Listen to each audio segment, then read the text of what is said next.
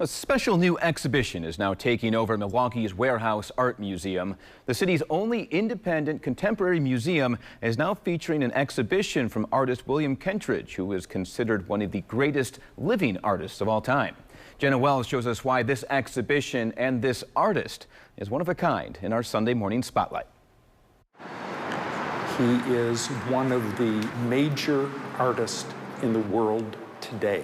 People compare him to Picasso, Da Vinci, in terms of his expertise, his inventiveness, his sense of humor. William Kentridge, born in 1955 in South Africa, now a world-renowned artist of different mediums. We have work that you can't see anywhere else. Much of his art now on display at Milwaukee's Warehouse Art Museum. These were made this year. Founders John and Jan Shannon have been collecting his pieces for years. We have well over 100 pieces by Kentridge. There are 97 in the exhibition.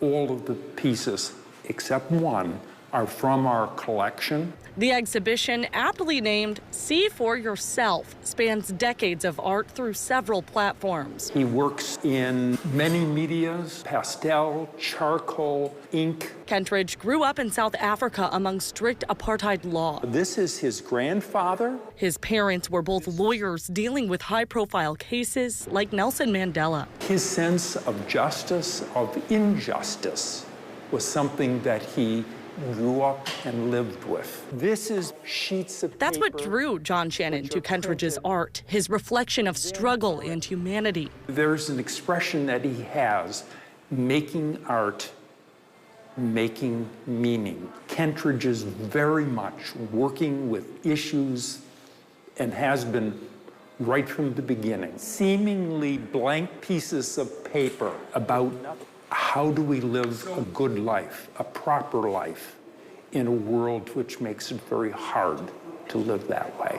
Some pieces hiding a darker message. The widow. Within a simple image. Her shape is the shape of the island. He takes something fairly common and he sees in it the uncommon, the deeper meaning. A standout work, anamorphic drawings, distorted images that line up perfectly in a certain reflection of a chrome column. He is asking us, look at something and then look at it again, because maybe it isn't what you thought it was at first.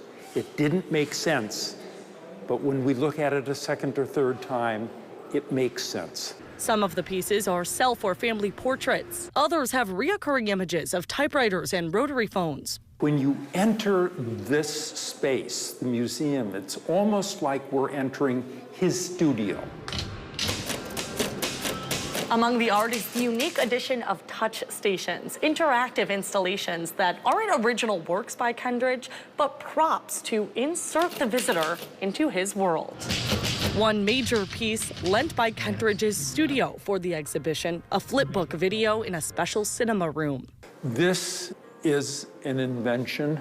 There's no one who worked like this before Kentridge. Shannon has seen visitors watch that 6-minute loop over and over again. It gives you things to think about.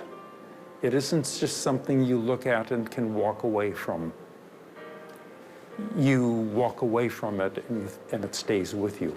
And William Kentridge himself will see these visions come to life. He's planning a visit to Milwaukee soon. This interactive art, I don't know of another museum that's ever really focused on that.